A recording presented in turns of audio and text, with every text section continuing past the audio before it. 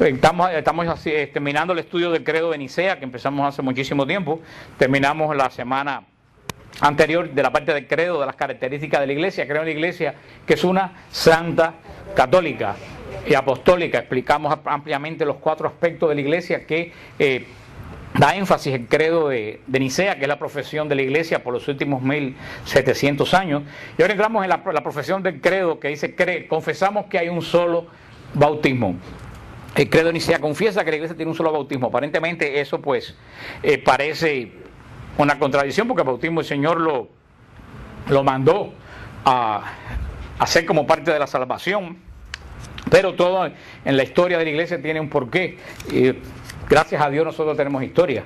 Y hubo una herejía en el siglo III, específicamente en el año 248, de un presbítero llamado Novaciano. Y Novaciano promovía la idea en la iglesia de que en la época de las persecuciones hubieron muchísimos mártires, varios millones de mártires, miles hay enterrados en las catacumbas de Roma, pero no todo el mundo fue mártir. Hubieron también apóstatas, hubieron gente que negaron a Cristo para salvar la vida, y hubieron gente que le pagaron a otras personas para que las otras personas sacrificaran a los dioses, y ellos pues quedar bien con Dios y con el diablo. Y Novaciano tenía la teoría de que cuando una persona apostataba, cuando regresaba a la iglesia, había que bautizarlo de nuevo. Esa fue la herejía de Novaciano. Inclusive fue condenada por el Papa Cornelio, que era el Papa en ese momento, el obispo de Roma, y también fue tremendamente combatida por San Cipriano de Cartago. O sea que fue pero de todas formas, esa idea cundió mucho en la iglesia, de que a los apóstatas había que volverlos a bautizar de nuevo. Y para la iglesia, para dejar claro en el credo de Nicea, confiesa que nosotros confesamos que no hay varios bautismos, hay un solo bautismo. No hay más ningún bautismo que uno solo. Y vamos a hablar, hoy será la semana que viene, no sé el tiempo que tengamos, vamos a hablar del bautismo. Porque sobre todo el Santo Padre Juan Pablo II, todo su pontificado hizo énfasis en que los católicos teníamos que ser fieles al bautismo, a nuestro bautismo. Y si nosotros no sabemos qué es el bautismo, ¿cómo vamos a ser fieles a algo que no conocemos? Solamente nosotros, cuando nos referimos al bautismo, solamente al bautismo de los niños. Y nos referimos, vamos a bautizar al niño y preparamos para bautizar al niño, pero pocas veces nosotros pensamos en nuestro bautismo. O sea, casi siempre pensamos en el bautismo referido a una tercera persona, casi siempre niño. En este caso, el Papa nos llama que tenemos que reflexionar no en el bautismo de nuestros hijos, lo cual está bien, sino en nuestro bautismo, porque tenemos que ser fieles al bautismo. Y vamos a ver por qué tenemos que ser fieles al bautismo. El bautismo es lo que nos adentra, sobre entre otras muchas cosas que vamos a ver, es lo que nos adentra en el pacto con Dios. Es la entrada al nuevo pacto en Cristo Jesús, que después lo vamos a ver con versículos. En el Antiguo Testamento, como todos sabemos, Dios hizo un pacto con su pueblo, y todo el mundo sabe cuál es la entrada al pacto con Dios en el Antiguo Testamento. ¿Cuál era la entrada al pacto con Dios en el Antiguo Testamento? La circuncisión era la entrada. Una persona podía nacer en Jerusalén, hijo del sumo sacerdote, pero si no era circuncidado, no era parte del pacto.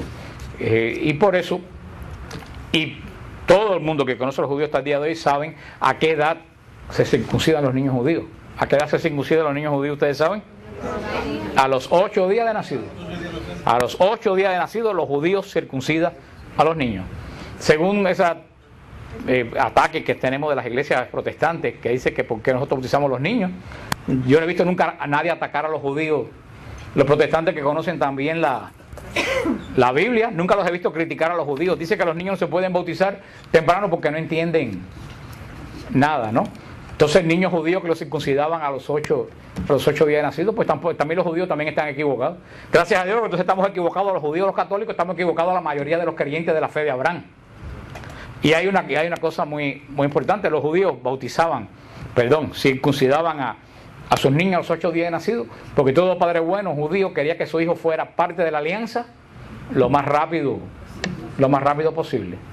Que el niño no entendiera que era parte de la alianza, no importa. Cuando un niño nace en Estados Unidos, los padres esperan que sea mayor de edad para inscribirlo en el registro civil y buscarle el Social Security. ¿Desde cuándo le buscan inscribirlo en el registro y darle el Social Security? ¿Desde cuándo? Y pues, si el niño no entiende. ¿Y por qué lo hacen si el niño no entiende? ¿Alguien me puede explicar? Porque lo necesita. ¿Y por qué lo necesita? Porque si no tiene eso, no tiene nada, dice la hermana. Estoy haciendo esta pregunta porque eso es lo mismo que tiene que decir usted a un protestante cuando le venga a decir que por qué bautizan a los niños.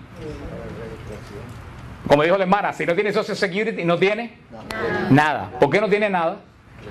Porque no es persona, no tiene estatuto legal.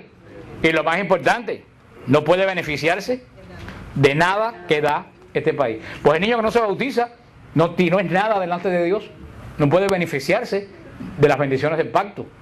Por eso un padre bueno, como inscribe a su niño en el registro, aunque no lo entienda, quiere que su hijo se adentre en el pacto. ¿Qué es lo más importante en el caso de un niño que se apunte en el seguro social? ¿Que el niño lo sepa o que el Estado lo reconozca? Que el Estado lo reconozca. Es lo más importante. Cuando se bautiza al niño, lo importante no es que el niño entienda, es que Dios reconozca a ese niño como un miembro del pacto. Eso es lo que ustedes tienen que decirle cuando vengan con ese cuento de por qué bautizan a los niños ustedes si los niños no entienden nada. Y lo más curioso, antes de entrar en el tema, lo más curioso es que la Iglesia Católica no es la única que bautiza niños. La Iglesia Ortodoxa bautiza niños. La Iglesia Episcopal bautiza niños. La Iglesia Anglicana bautiza niños. La Iglesia Luterana bautiza niños. La Iglesia Presbiteriana bautiza niños. La Iglesia Metodista bautiza de niños a la gente. ¿Y no, cuál es la única que critican? A la católica. Y ustedes se dan cuenta de que hay algo tendencista es el simple deseo de estar, no voy a decir la palabra porque están grabando, pero les doy licencia para que ustedes se la imaginen. Esta controversia del bautismo nunca existió en la iglesia en cuanto al bautismo de los niños. Esta controversia surge a partir del siglo XVI. Ni siquiera surge con Lutero. Lutero nunca criticó ni fustigó el bautismo de los niños. Esta idea de no bautizar a los niños comenzó con los anabaptistas en el siglo XVI, una de las tantas 400 sectas que se separaron de Lutero cuando Lutero dividió la iglesia. Ya en el siglo XVI había más de 400 iglesias divididas de la primera y única división de Lutero. Después de los anabaptistas para acá, pues los bautistas tomaron esa idea, porque los bautistas salen de los anabaptistas. Y de los bautistas, pues los han tomado muchísimas de las sectas, pues hoy en día de corte pentecostal o evangélico, aunque son tan diferentes una de otra que tú ni sabes, porque mira, la iglesia esa donde iba el candidato Obama, dice que el pastor bautizó a las hijas, pero entonces esa iglesia parece que sí bautiza a niños, o sea que hay una diferencia tan grande de doctrinas y de formas de pensar, pero esa división comienza a partir del siglo XVI. Por 16 siglos nadie tuvo la controversia sobre el bautismo. La posición de estas personas que no bautizan niños es, y aquí lo saqué de la teología bíblica y sistemática de Meyer Perman, que es protestante, dice: bautismo en agua no tiene poder salvador en sí mismo.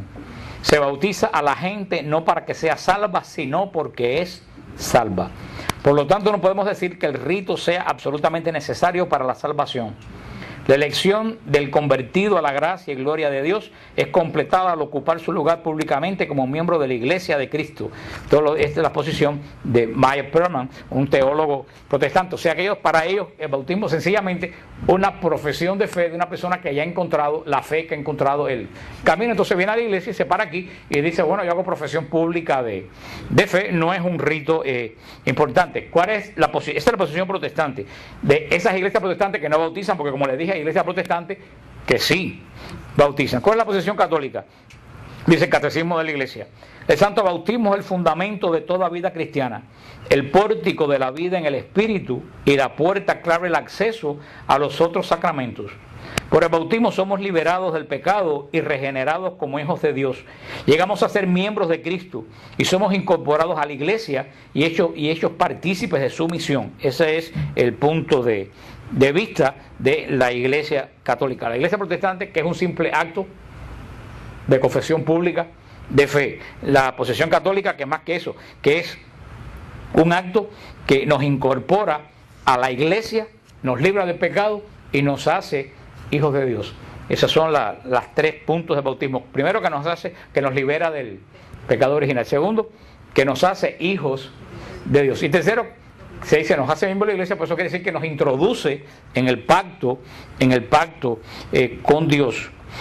Por eso, ¿qué dice la Escritura? En Juan 3, del 10 al 12, en este famoso capítulo que todos ustedes conocen, de Nicodemo, la discusión de Jesús con Nicodemo. No lo vamos a leer porque no tenemos tiempo, porque todos ustedes lo conocen. Dice, ¿se acuerdan las palabras? Nicodemo invita a Jesús va a ver a Nicodemo de noche, y cuando Jesús llega a ver a Nicodemo le dice la famosa frase: tienes que nacer de nuevo si quieres ver el reino de Dios. Y Nicodemo, figúrate, yo me imagino, pensando un poco, poniéndome en el lugar, ¿quién era Nicodemo? Un personaje de Israel.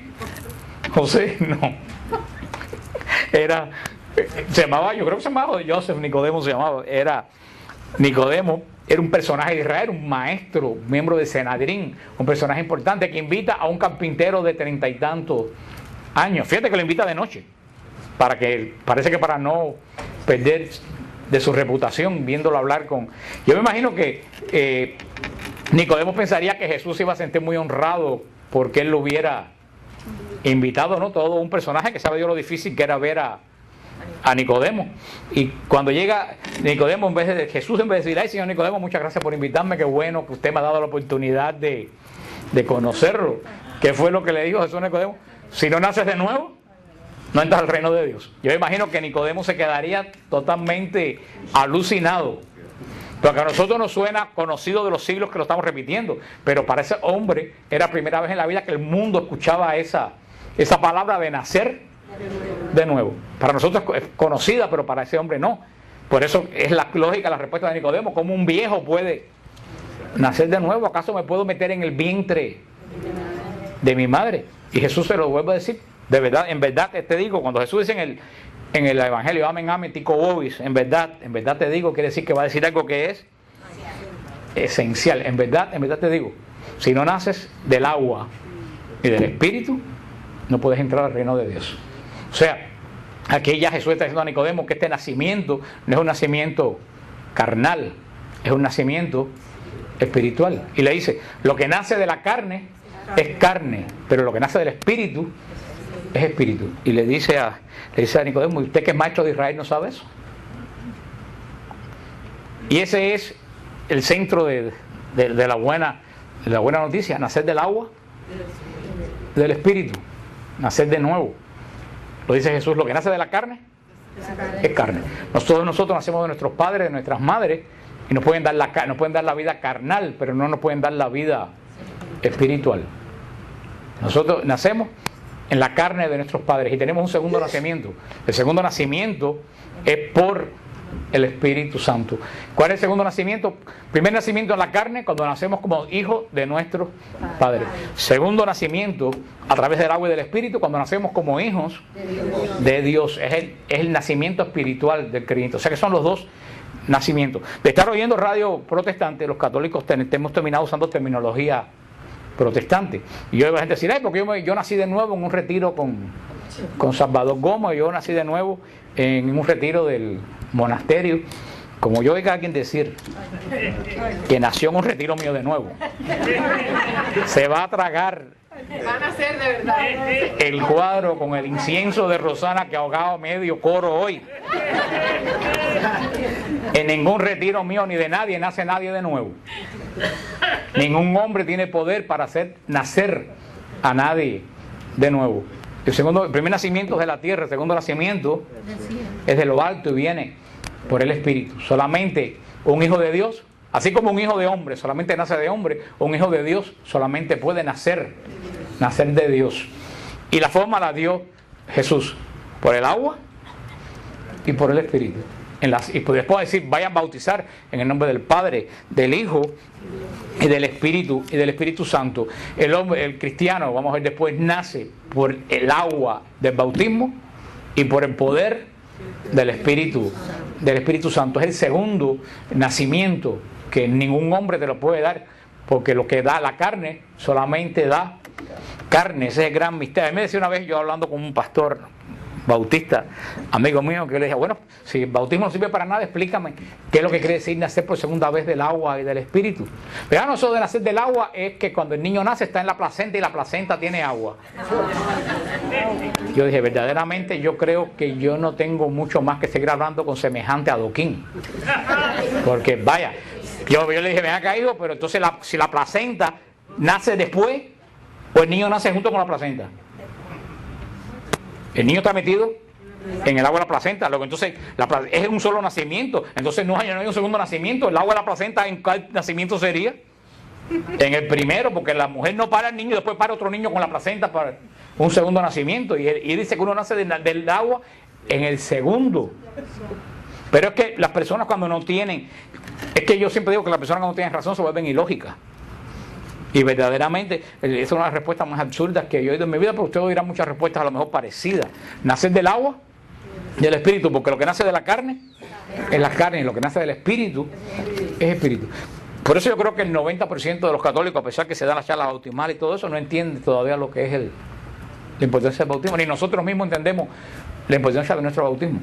El día que yo fui bautizado, yo nací como hijo de Dios. Y si celebramos el cumpleaños físico, el día que nuestra madre nos parió, yo creo que también deberíamos celebrar el nacimiento. Yo sé qué día a mí me bautizaron. Ojalá que ustedes averigüen qué día lo bautizaron ustedes. Me bautizaron el 25 de junio. Cada cual debe saber, porque ese es el día del segundo nacimiento. Ese es el día de verdadero nacimiento. Porque ¿qué hacemos con celebrar el nacimiento de carnal si nuestro espíritu se va al infierno? O si no hemos nacido de lo alto.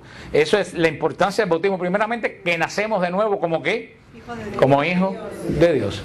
La acción de ese nacimiento como hijos de Dios, ¿quién la hace? El Espíritu Santo. El agua no bautiza, el agua es agua de la pila, que se consagra para que sea algo santo, pero el agua no bautiza. Nosotros nacemos como hijos de Dios porque el Espíritu Santo es el que hace esa acción en el alma del creyente. El signo visible que avisa la acción invisible del segundo nacimiento es el agua. Y eso es lo que es un sacramento. Un sacramento, dice la Iglesia, es una acción visible que anuncia una acción invisible. Un sacramento es una acción que se ve, pero que anuncia que en ese momento se está pasando en el alma del creyente algo que no se ve. Y la anuncia para que el creyente tenga constancia y testimonio que está ocurriendo. Así como Jesús, cuando ya sanó al ciego de Siloé, le puso 2 plastas de fango en los ojos. ¿Jesús tenía necesidad para sanar al ciego de ponerle fango? No. ¿Por qué le puso fango? Porque ese fango fue un signo. Todas las personas que vieron al ciego atravesar toda la ciudad con la cara con fango, le llamó la atención y lo siguieron y vieron el milagro que en la fuente del enviado recobraba la vista, como decía el profeta, los ciegos verán. El fango ese era un signo de una acción que iba a ocurrir. Eso es el sacramento. El sacramento es una acción visible que nos habla de una acción invisible. Cada sacramento tiene un signo. El signo del sacramento del bautismo es el agua, aunque es el Espíritu quien hace ese nacimiento de Dios, del Espíritu del hombre. En ese momento que tú eres bautizado es cuando ocurre la inhabitación de la Trinitaria en el Espíritu del hombre. Somos inhabitados por la Trinidad o sea, la Trinidad viene a habitar dentro de nosotros. Nacemos del Padre por la obra del Hijo y por la acción del Espíritu Santo. Es una obra totalmente trinitaria, como le he explicado a ustedes otras veces, muchas veces, pues, y nunca está de más explicarlo, porque estoy seguro que si le pregunto a la mitad, pues no sabe qué cosa fue lo que expliqué. Mucha gente entiende mal el pecado original. Mucha gente dice, ¿qué culpa tengo yo de lo que hizo Adán y Eva? Y cuando se ve así, ¿qué culpa tengo yo después de 3 millones de años de que hicieron Adán y Eva? Porque yo voy a cargar lo que hizo una gente que yo no conozco. Pero eso no es el pecado. La gente piensa que el pecado original, que San Agustín es el gran teólogo que abre a la iglesia la realidad del pecado original, aunque ya el rey David decía, en pecado me concibió mi madre, ya lo decía el rey David. Pero el pecado original todo el mundo piensa que es algo con lo que nacemos. Y el pecado original no es con algo con lo que nacemos. El pecado original es que nacemos con algo que nos falta. O sea, no nacemos con algo que no es de nosotros, nacemos sin algo que era de nosotros y lo perdimos. Y como lo hemos explicado, ya muchos de ustedes que se recuerdan de aquella explicación, Adán y Eva, y eso es lo que quiere decir en Génesis, esa frase tan hermosa que Dios venía a caminar por la tarde con Adán y Eva. Eso quiere decir que entre Dios y los hombres había una comunión estrecha, y que eso es lo que quiere decir que el hombre y la mujer estaban habitados por el Espíritu Santo. Ese fue el soplo del Rúa en la nariz de Adán. Adán y Eva eran llenos de gracia. Adán y Eva estaban totalmente llenos de la cabeza a los pies de la amistad de Dios. Estaban habitados por el Espíritu Santo, eran creados por el Padre, imagen del Hijo. Pero ¿qué sucede con el pecado, con la primera desobediencia? La gracia de Dios, la inhabitación de Dios en el hombre, ¿qué pasó? Se rompió. A partir de ese momento ya el hombre no fue más hijo de Dios. A partir de ese momento, ¿qué cosa fue el hombre? Criatura de Dios. Y eso es cuando Adán entonces le pone nombre a Eva. Anteriormente al pecado, Adán no le había puesto nombre a Eva. Porque poner nombre en la Biblia quiere decir señalar posesión de algo. Y el hombre y la mujer eran totalmente iguales, por eso la mujer se llamaba mujer, no tenía nombre. Después del pecado, Adán llama a esa compañera de él madre, que quiere decir Eva. Con ese acto quiere decir que se rompió la comunión entre Dios y el hombre. Ya el hombre no es libre, ya el hombre es posesión de alguien. Alguien ya es posesión de alguien. ¿Por qué? Porque Dios dejó de habitar al hombre. A partir de ahí, todos los hijos del hombre nacen fuera de la gracia de Dios. A partir del pecado de Adán y Eva, ya los hijos de Adán, y las consecuencias las empezamos a ver en Caín y Abel. Todo el mundo que hace tantas preguntas tontas cada vez que me escriben, ¿y con quién se casó Caín? Que a mí me sacan de quicio las preguntas esas. ¿Con quién se casó? A mí qué me importa con quién se casó, ni que fuera una vieja de barrio para estar investigando quién se casó con quién. La Comay. No, yo no soy una Comay católica, ¿no? A mí no me importa, la Biblia no le importa quién se casó con quién. La historia de Caín y Abel, que es tremendamente profunda y terrible, ahí tú ves ya que la gracia de Dios se fue de los hijos de los hombres. Y vemos la consecuencia de esa acción de este hombre y esta mujer, que uno de los hijos mata al otro y entra la muerte en la creación. Ahí vemos la prueba palpable que la gracia de Dios había abandonado al hombre. Esa es la terrible historia de Caín y Abel. Y así nacían todas las personas fuera de la gracia de Dios. Fuera de la gracia de Dios, solamente el pecado. Aquí no hay que yo estoy medio en gracia o que... No. Tú si no estás en gracia, estás en pecado. O como dice, estás en desgracia. Esa palabra desgracia tiene un tremendo profundo. No hay nada más horrible que estar en desgracia. Estar en desgracia quiere decir que tú no tienes la gracia de Dios. La gracia de Dios. Por eso todos los hombres nacían fuera de la gracia. Nacer fuera de la gracia, nacen en pecado. Y así siguió porque el pecado dañó la naturaleza del hombre. Viene Cristo en la muerte en la cruz. ¿Y qué hace por la obediencia de la muerte de Jesús en la cruz? ¿Qué sucede? Dios y el hombre se reconcilian.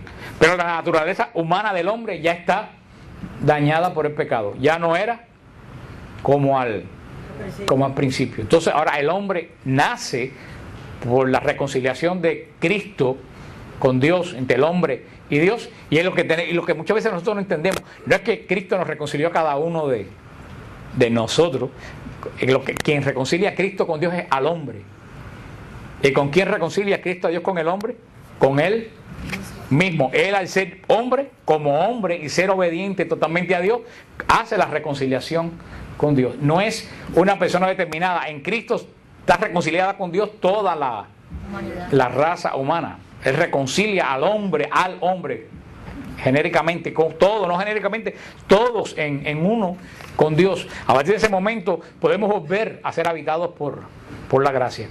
Pero ya Dios, que tiene un solo único Hijo, que es Jesús, somos adoptados por Dios. Por eso en el bautismo nacemos como hijos adoptivos de Dios. Porque el único Hijo que tiene Dios es Cristo Jesús. Pero en el bautismo nacemos nosotros como ¿qué? Como hijos adoptivos. Uno dirá, bueno, ¿qué? Pero yo muchas veces le digo a las personas que yo digo que muchas veces los hijos adoptivos son más hijos que los hijos de verdad. Porque créanme que la mitad de las madres de nosotros, si nos hubieran podido cambiar, nos hubieran cambiado sin pensarlo 2 veces. Cualquier alusión a cualquiera que anda por aquí es pura casualidad. ¿Verdad? Nuestras madres y nuestros padres, ¿por qué nos aman? Porque somos sus hijos. Si fuéramos hijos del vecino, te aseguro que ellos mismos dirían horrores de nosotros. Pero cuando tú adoptas a alguien, tú lo adoptas porque te gustó. Lo escogiste. Que mira, ese que yo veo ahí, ese es el que yo quiero. Nosotros le gustamos a Dios y Dios nos adopta. Por eso somos hijos adoptivos de Dios en Cristo Jesús. Por eso, cuando nos bautizan, la gracia que Adán y Eva perdieron regresa a cada uno de nosotros. Y ya salimos del campo del pecado y entramos en el campo espiritual, en el campo de la gracia. Somos hijos de Dios. Estamos en el pacto nuevo que vamos a ver después de Dios con Cristo. Esa es la importancia del bautismo, de la adopción filial del hombre por Dios, como dice Romanos 6, que lo vamos a ver después. Somos injertados en Cristo. Que me encanta esa expresión que usa Romanos 6 para hablar del bautismo. Somos injertados en Cristo. Los que saben de injerto, saben que un injerto es que una persona coge una yema externa de otra mata y la pone en un tallo principal. Generalmente uno pone un injerto ¿para qué? Para mejorar la especie, para mejorar la planta, ¿no? Por eso nosotros que estamos fuera del tronco principal, que es Dios, somos por Cristo introducidos, injertados en Dios. ¿Y qué hace un injerto? Un injerto chupa la resina de la planta y ¿qué es lo que hace? Se desarrolla y que así nosotros chupamos la gracia de Dios y nos desarrollamos espiritualmente por esta unión que tenemos, por este nacimiento. A la vez que tú eres bautizado, cuando Dios te mira, Dios reconoce en ti no una criatura, Dios reconoce en ti un hijo. Reconoce en ti un hijo. Y esa es la importancia, esa es la primera fase del bautismo, que nacemos como hijos de Dios. Ustedes tienen claro ese concepto, cómo nacemos como hijos de Dios. Pero lo que tenemos que hacer es que nosotros cada uno pensar en el día que yo nací como hijo de Dios. Porque el Papa quiere que los católicos seamos fieles al bautismo. Y tenemos que ser fieles al bautismo. Cada sacramento, en cada sacramento el Señor te da algo, pero al mismo tiempo el Señor te pide algo. En cada sacramento. El Señor no da nada de gratis. Y ustedes dirán que raro esto que está diciendo, pero ¿sabe por qué? Yo lo tengo visto. Cuando tú regalas algo gratis, a la gente no le da valor. Cuando tú dices, no, esto cuesta $25, tú dices, oye, si cuesta $25 el CD, debe ser que está bueno. Si tú dices, vale $2, tú dices, eso no sé. Por experiencia lo tengo visto. Tú tienes que pedir algo. Tú mismo lo ves con la ropa. Cuando tú ves una ropa que te gusta mucho y tú miras la etiqueta y ves que vale $6, tú dices, esto en cuanto lo laves, se va.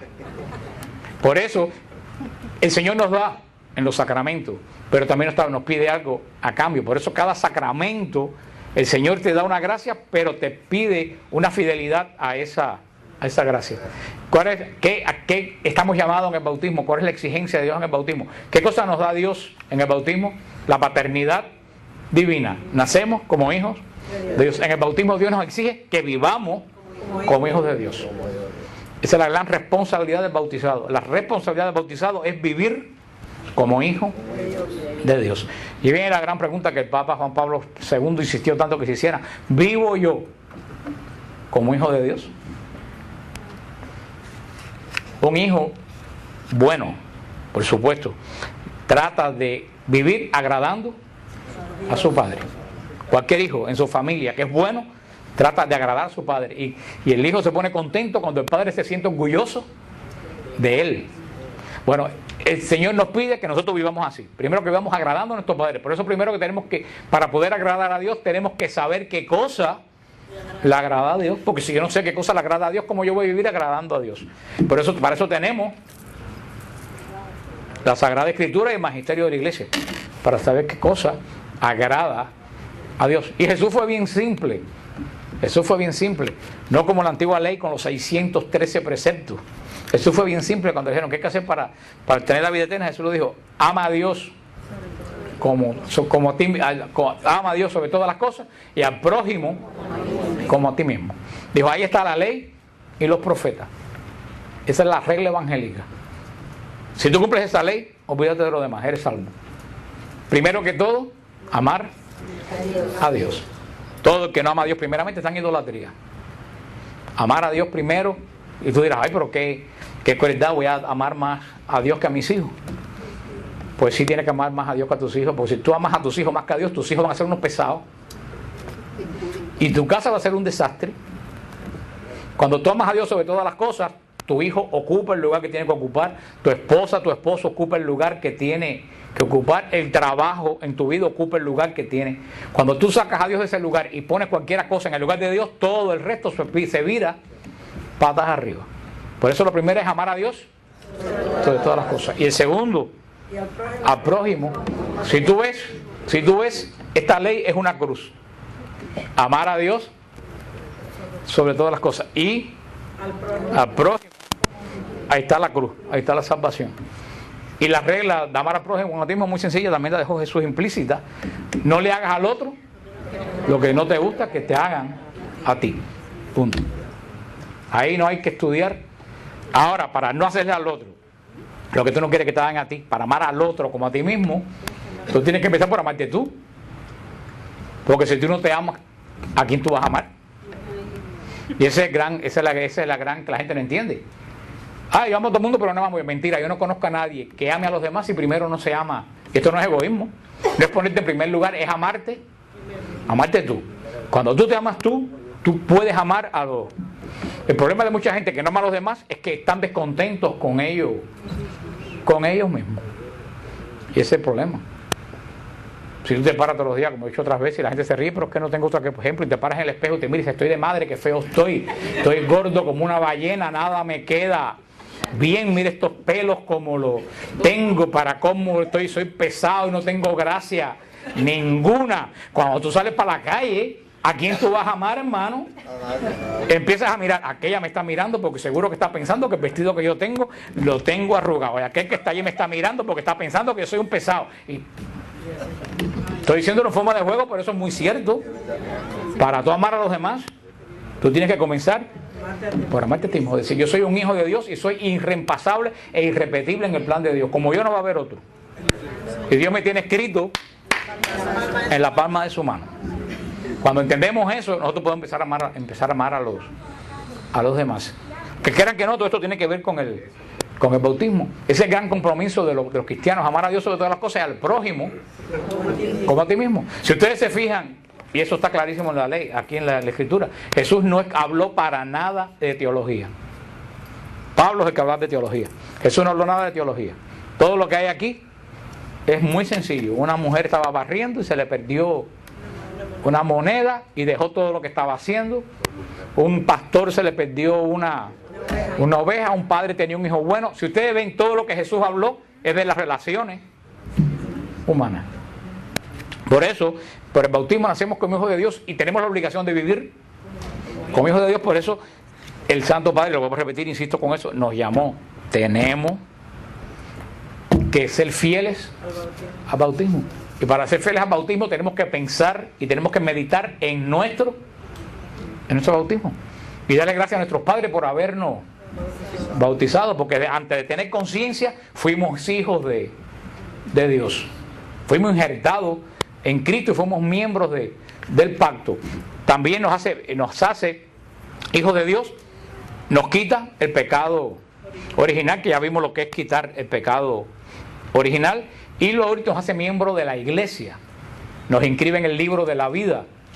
¿Y cómo nos hace miembros de la iglesia? Cuando nos hace miembros de la iglesia, quiere decir que nos hace miembros del pacto. El Señor ha hecho dos grandes pactos con su pueblo. El primer pacto con la casa de Israel. ¿A través de quién? De Moisés. Aunque el pacto se le reveló a Abraham, pero es Moisés el que firma el pacto con Israel a la bajada del monte Sinaí. ¿Se recuerdan? Las tablas de... Ustedes prometen cumplir esto, sí cumplimos, prometemos cumplir eso. Sacrificaron un cordero y regaron al pueblo con la sangre del cordero. Así se sellan los pactos en Israel. Los pactos en Israel se sellan con sangre. Se selló el pacto de Dios con Israel Y en el Deuteronomio, si ustedes leen el final de Deuteronomio, que está relacionado con el Apocalipsis, lo dice bien claro Dios Israel, porque es un contrato. Si tú cumples esto, vas a tener esto. Si tú incumples esto, vas a tener esta consecuencia. Eso es un pacto. Por eso, ¿cuál era el lugar más santo de Israel? El lugar donde se guardaba el testimonio del pacto. ¿Cuál era el testimonio del pacto? Las tablas de la ley que estaban guardadas dentro de ¿qué? Del arca de la... Ese era el lugar santísimo. ¿Por qué? Porque esa era la garantía que tenía Israel de que ese pueblo tenía un pacto con Dios. Y por eso los sacrificios se echaba la sangre encima del arca. Y eso lo hemos explicado cuando explicamos la Eucaristía, pues su relación con la Eucaristía. Ese es el primer pacto de Dios, pero era un pacto hecho con hombre, hecho con Abraham y hecho con una promesa a Moisés. ¿Sellado con qué sangre? De cordero y de animales. ¿Y para cómo Israel pervirtió el pacto? Porque de 10 leyes hizo 613. Esas leyes no venían de Dios. No venían de Dios, pero al hacerlas ellos se pusieron bajo ellos. Ellos mismos se complicaron la existencia. Por eso era un pacto llamado a terminarse. Porque si un pacto hecho un animal, el animal a la larga o a la corta se va a morir. El hombre a la larga o a la corta se va a morir. Entonces era un pacto que estaba llamado ¿a qué? A terminarse, porque estaba hecho con elementos que se terminan. Por eso siempre ya el profeta Jeremías habla, ya dejaré un pacto de piedra para hacer un pacto de carne.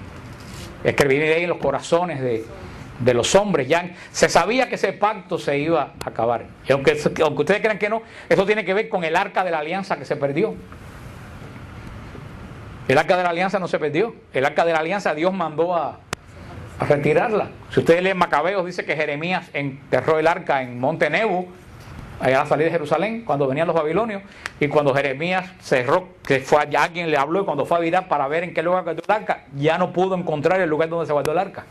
O sea, el arca no se perdió, Dios desapareció el arca. ¿Y por qué el Señor desaparece el arca 400 años antes de Cristo? Porque ahí estaba el contrato del pacto de Dios, ¿con quién?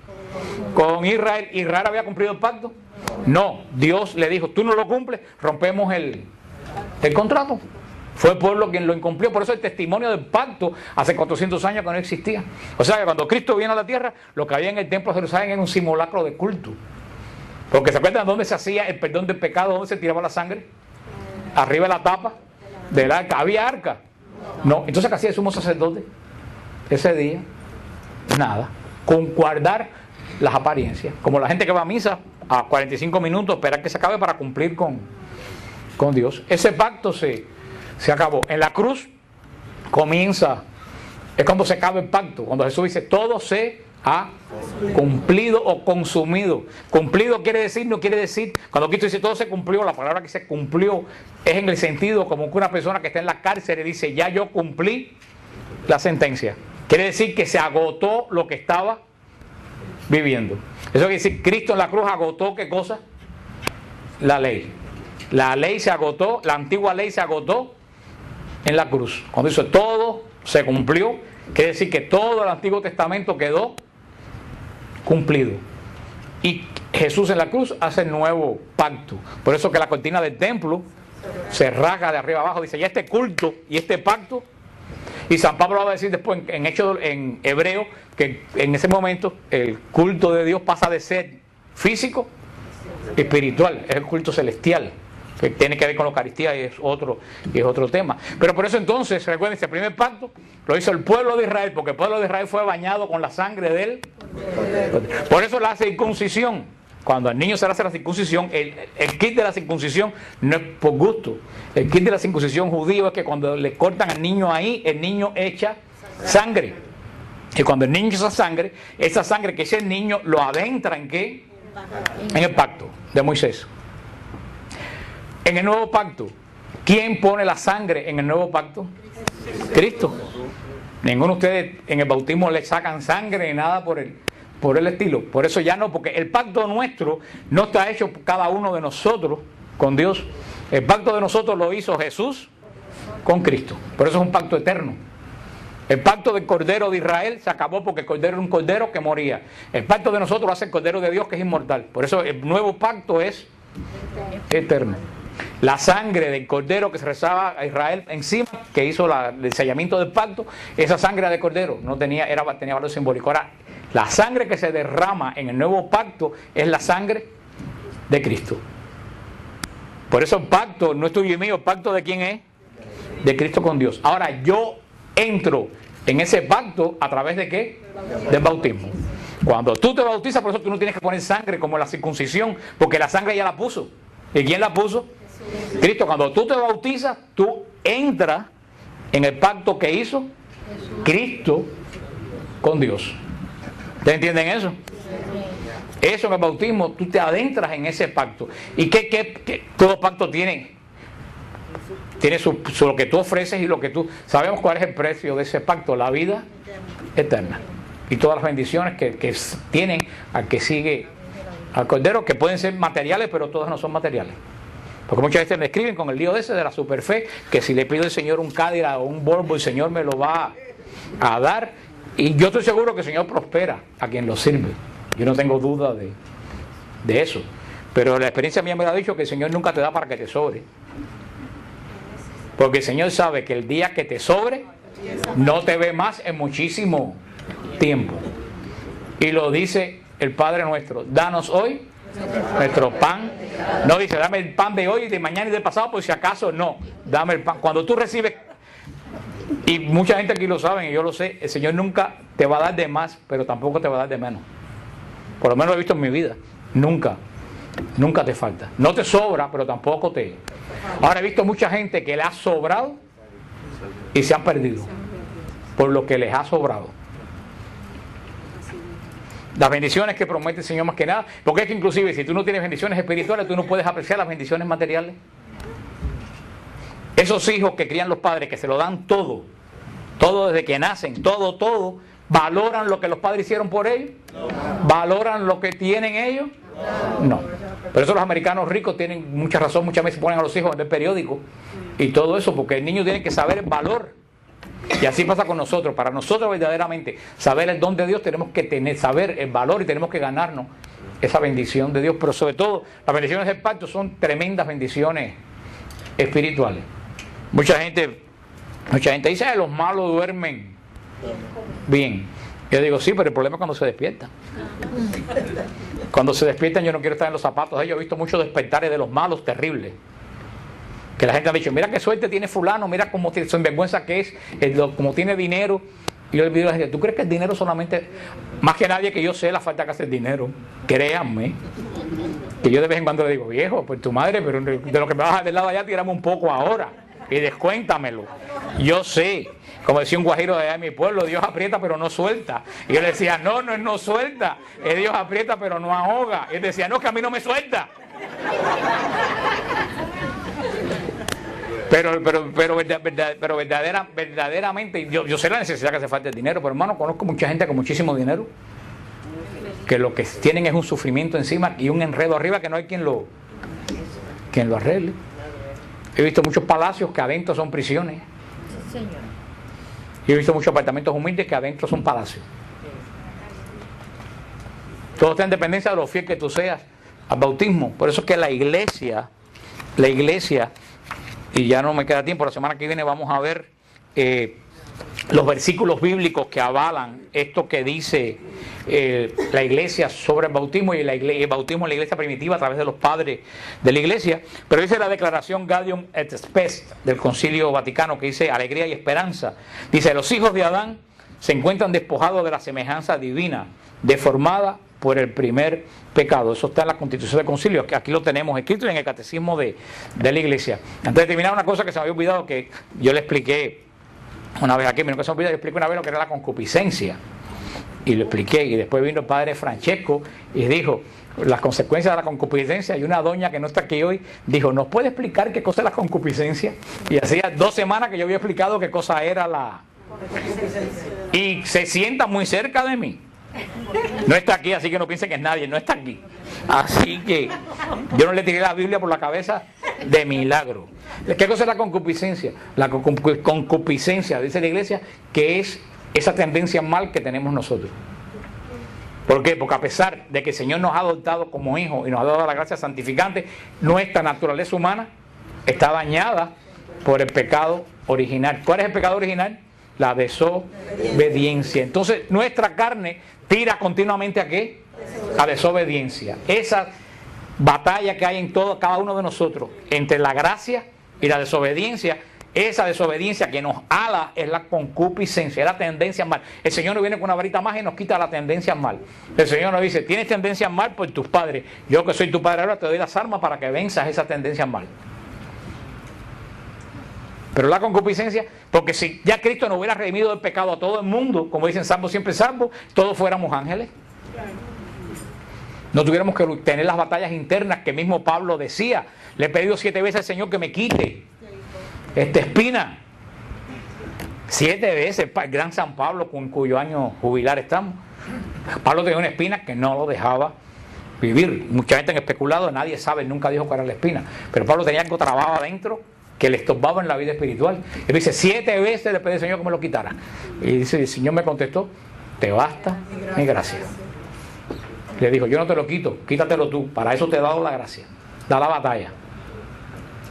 Porque cuando tú das la batalla, tú sabes lo que ganaste, el valor que tiene lo que tú ganaste. Esa es la concupiscencia que todos los santos han tenido que batallar contra. Todos los hombres tenemos la concupiscencia, no digo hombres y mujeres. Esa tendencia, que es lo que decía San Pablo, queriendo hacer el bien, hago el mal.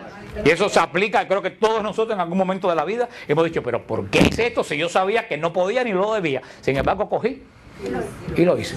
Y después 3 minutos te cuesta 3 años de sufrimiento y cabezazo. Esa es la concupiscencia.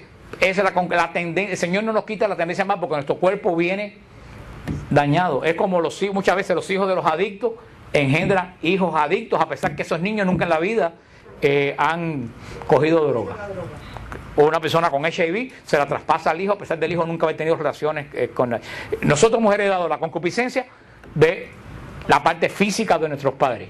Es la tendencia a la desobediencia de cualquier estilo. Ahora, para eso nosotros recibimos en el bautismo la gracia.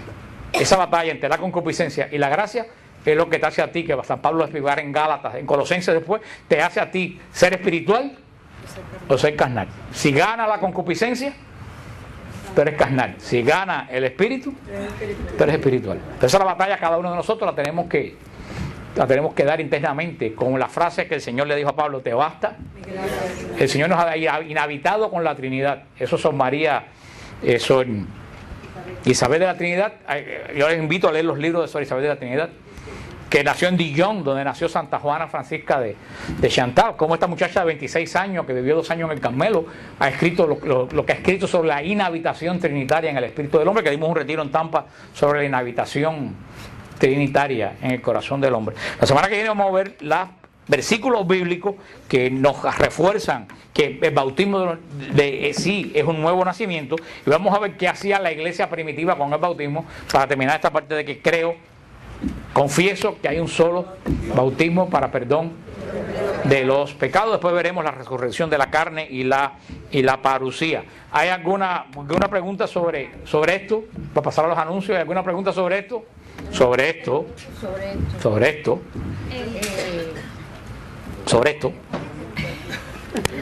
Porque te conozco, mascarita. Sobre esto. Dime. Tiene relación ya no es sobre esto, ahora tiene relación con esto. A ver, dispara, dime. Cuando los católicos se van de la iglesia católica y se van a otra iglesia. Lo que hacen es bautizar. ¿Eso tiene que ver con esto? Sí, ¿cómo no? Claro que tiene que ver con esto. Es buena la pregunta que hace la hermana. Nosotros, la iglesia lo tiene bien claro, y lo decimos en el credo: confieso que hay un solo bautismo. Por ejemplo, si una persona viene, cuando yo daba el catecumenado, ¿te acuerdas, Mir, de que tú y Rubén me ayudaban allá en San Hugh, cuando era el catecumenado de adultos? Y eso, por eso yo lo sé bien por la arquidiócesis.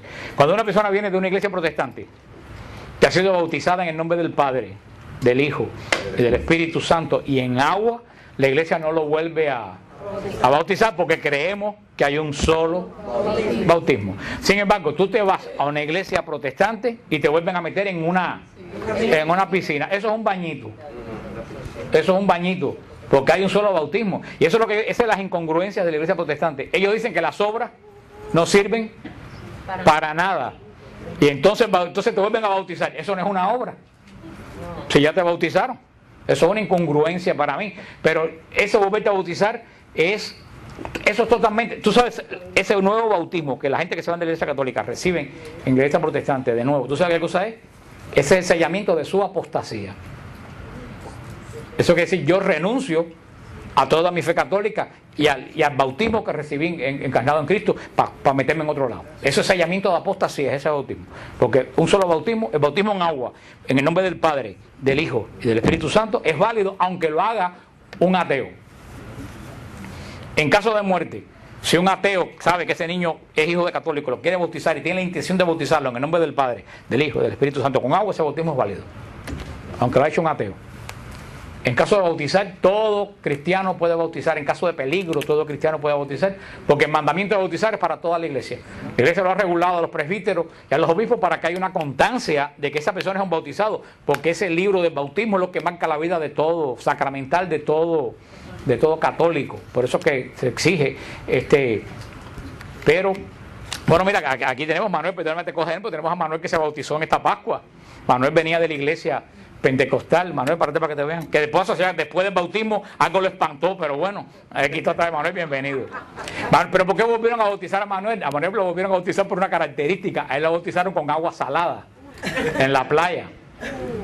Y para mí como que ese bautismo, el otro día fui a la playa y estaban bautizando más gente en la playa, en todo el mundo con una gritería y nadando los bautizados. A mí aquello me pareció, y por eso lo volvieron a bautizar, porque el bautismo de Jesús es con agua viva, con agua dulce, porque para el judío el agua viva, el agua que corre, es señal del Espíritu de Dios. Sin embargo, para el judío el agua salada es señal de lo malo, del mal viene la iniquidad.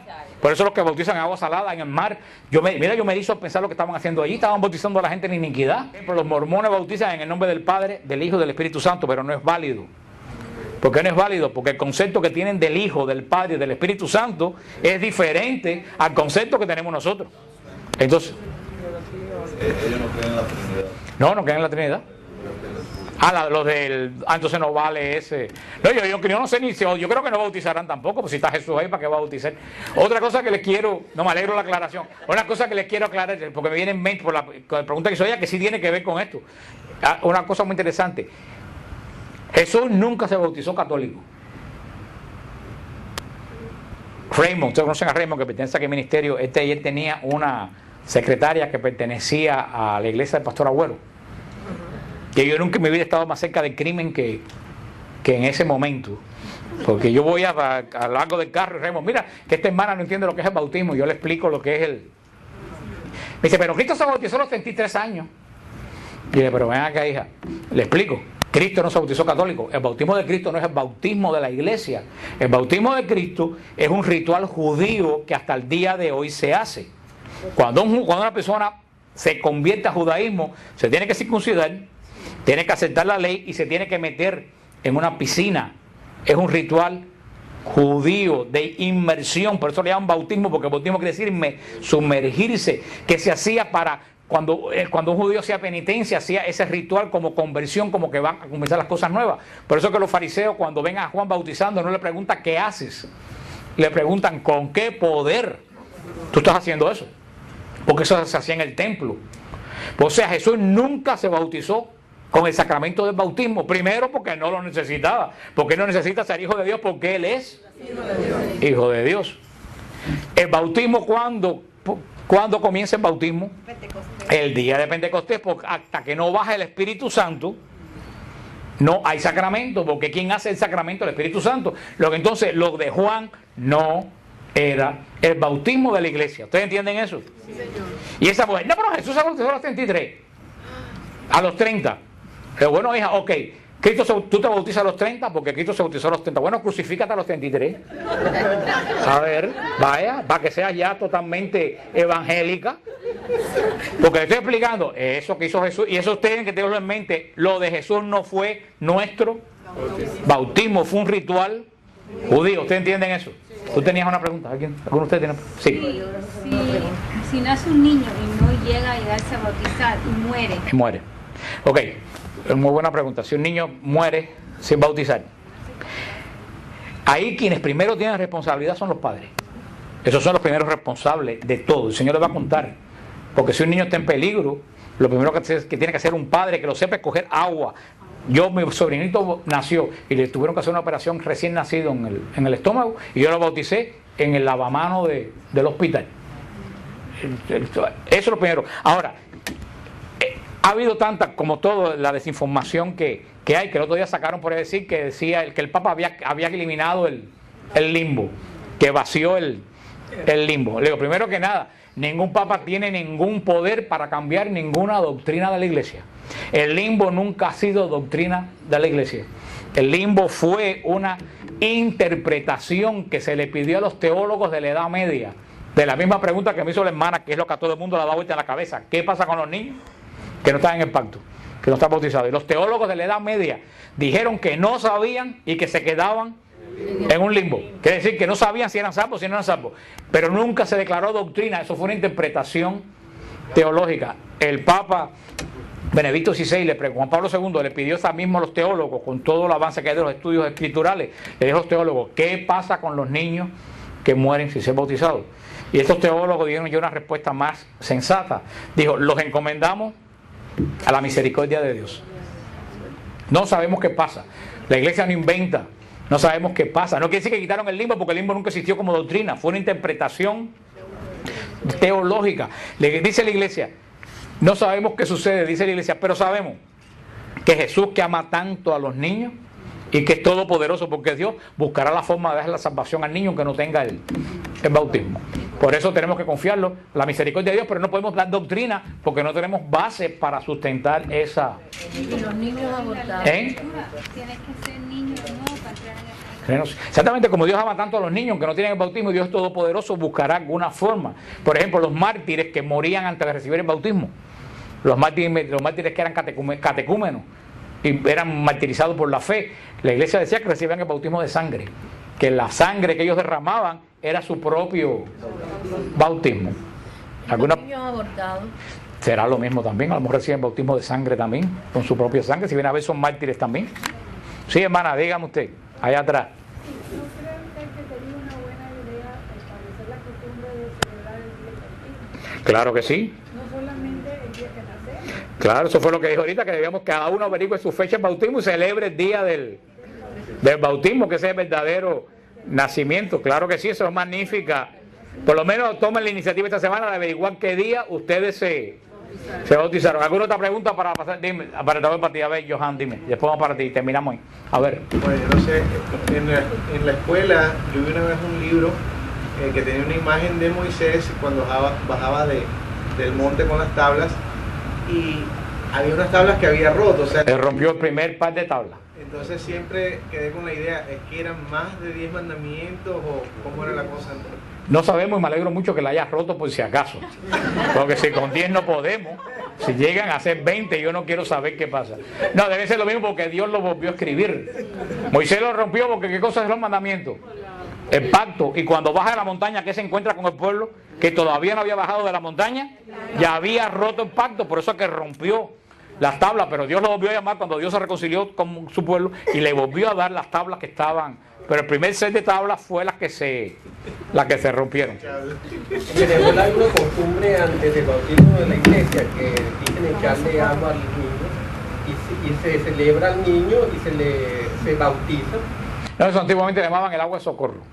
Ajá, pero ese bautizo no tiene bautismo. Si no hay urgencia de muerte, nadie tiene potestad para hacer el bautismo, tiene que hacerlo canónicamente. Ya no es un problema de validez teológica, es un problema canónico que la iglesia te exige. Si entonces eso está fuera del orden de la iglesia. Tú lo puedes hacer por si acaso al niño le pasa algo, pero lo más sensato es llevar lo más rápido posible al niño a bautizar. Yo cuando daba clase de bautismo habían mujeres que iban en estado a coger las clases de bautismo para bautizar al niño enseguida que nacía.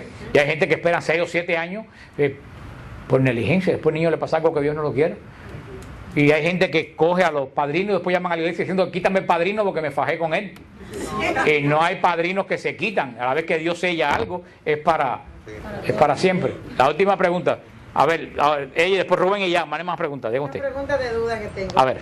Si te invitan a bautizar a un niño y la persona no está viviendo la fe, ni va a la iglesia ni nada. Es que no debe ser padrino. Es que la iglesia lo dice bien claro. El padrino, La hermana destapó una olla de grillo. El padrino garantiza la fe del niño. Si tú buscas un colateral para que el banco te dé un carro y el colateral que te busca para que te firme está en bancarrota y no tiene un kilo, te sirve de colateral para que el banco te apruebe un carro, ¿qué condición tiene que tener que te sirva de colateral? Que tenga buen crédito, que tenga dinero. El bautismo, el padrino garantiza la fe del bautizado. Si no es católico, no puede ser padrino en absoluto. Si tú dices mentira a la iglesia, te dirá, por eso que la iglesia exige certificado de que va a misa, porque esa persona garantiza la fe de ese niño. El padrino no es alguien que me cae bien, es alguien que, esto sí es importante, el padrino, que si un día, por ejemplo, antiguamente se usaba que un niño podía bautizar, un niño de 7 años podía ser padrino, antes se usaba. Si bautiza una niña ese niño, y después cuando llega la niña tiene 16 años, el niño tiene 24, se enamoran, no se pueden casar. La relación que crea el padrino con la ahijada o el ahijado y la madrina es relación de padre e hijo espiritual. Ese vínculo no se puede romper. No se puede romper. La persona más importante en la vida del niño después del padre y la madre, antes que la abuela y el abuelo, es el padrino, de la clase de vínculo espiritual. Lo que pasa que hoy en día, como no somos católicos, no sabemos qué es el bautismo, escogemos a cualquiera de padrino porque me cae bien, porque es simpático. Tiene que garantizar la fe. Y tú sabes lo más triste del caso, que cuando el padrino llegue delante del trono de Dios, sea el que sea, el Señor le va a reclamar qué hizo con la vida de su ahijado. Y hay muchos padrinos que están sentados aquí que no van a saber decirle al Señor dónde está su ahijado, ni qué pasó con su ahijado. Un padrino tiene que responder como un padre delante del trono, porque el compromiso del padrino es que si el padre falla en la educación de la fe, el padrino es el responsable de la fe de esa persona. Y eso es un asunto de salvación. ¿Y si me cogieron menor de edad, por ejemplo? Bueno, eso es otra cosa. Para que haya pecado tiene que haber conciencia. Si no hay conciencia de pecado, no hay pecado. Pero yo se lo estoy diciendo bien claro, porque hoy en día inclusive la gente dice mentira para colar un padrino santero y buscan cosas, y buscan un cura que llegó que no conoce a nadie para que me bautice y todo eso. Eso es muy serio. O sea, la semana que viene, si tiene alguna pregunta, seguimos con ellas la semana que viene. Rubén, perdóname, dime rápido. Solamente, Fran, la iglesia no celebra el día del nacimiento, sino el día de la muerte. Bueno, eso es los santos, pero el día a ti mismo no te celebra un cake el día que te moriste, te celebra el cake el día que cumples años. Y yo espero que tú lo celebres a mí con una corona de muertos el día de eso. Eso es de los santos. El santo celebra el día que el santo entra en el reino de los cielos, pero mientras estamos en la tierra nos pican con un cake el día que nacimos. Y por eso tenemos que tener la idea. Yo, por ejemplo, a mí no me gusta celebrar el día de mi cumpleaños. No, me gusta celebrar el día de mi santo, que es el día de San Francisco Para mí el día de mi santo es más importante que el día de mi cumpleaños, porque para mí es muy importante San Francisco de así, y viene dentro de poco, así que si hay algún ícono o algo que me quieras regalar, con mucho gusto. Yo no acepto ropa ni dinero, pero yo acepto solamente íconos y libros, nada más que eso es lo único que yo acepto. Es que este tema es muy importante porque hay una confusión tan grande entre los católicos sobre lo que es sobre los católicos que van a la iglesia. Imagínate tú, los que nunca van a la iglesia, ¿qué es lo que tendrán en la cabeza referente a? Lo ven como una fiesta social, cuando no es cuando el bautismo es posiblemente la acción espiritual más grande que tú vas a recibir en tu vida.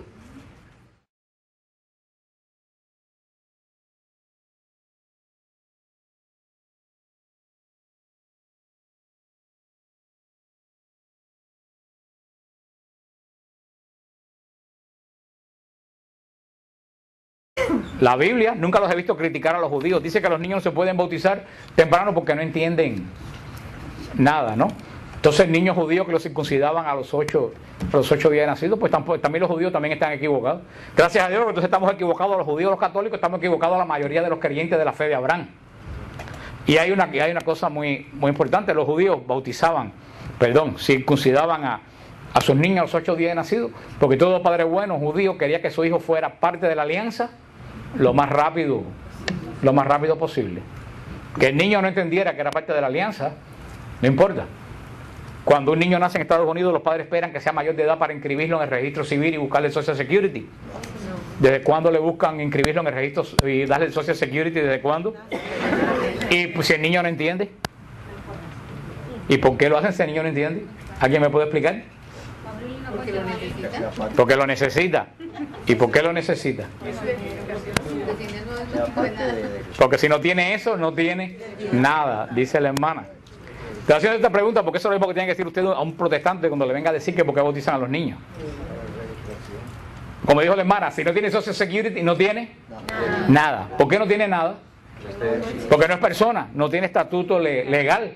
Y lo más importante, no puede beneficiarse de nada que da este país. Pues el niño que no se bautiza no es nada delante de Dios, no puede beneficiarse de las bendiciones del pacto. Por eso un padre bueno, como inscribe a su niño en el registro, aunque no lo entienda, quiere que su hijo se adentre en el pacto. ¿Qué es lo más importante en el caso de un niño que se apunte en el seguro social? ¿Que el niño lo sepa o que el Estado lo reconozca? Que el Estado lo reconozca. Es lo más importante. Cuando se bautiza al niño, lo importante no es que el niño entienda, es que Dios reconozca a ese niño como un miembro del pacto. Eso es lo que ustedes tienen que decirle cuando vengan con ese cuento de por qué bautizan a los niños ustedes si los niños no entienden nada. Y lo más curioso, antes de entrar en el tema, lo más curioso es que la Iglesia Católica no es la única que bautiza niños, porque es salva. Por lo tanto, no podemos decir que el rito sea absolutamente necesario para la salvación. La elección del convertido a la gracia y gloria de Dios es completada al ocupar su lugar públicamente como miembro de la Iglesia de Cristo. Esta es la posición de Meyer Perman, un teólogo protestante. O sea que para ellos el bautismo es sencillamente una profesión de fe de una persona que ya ha encontrado la fe que ha encontrado el camino. Entonces viene a la iglesia y se para aquí y dice, bueno, yo hago profesión pública de fe, no es un rito importante. ¿Cuál es la posición? Esta es la posición protestante de esas iglesias protestantes que no bautizan, porque como les dije, hay iglesias protestantes que sí bautizan. ¿Cuál es la posición católica?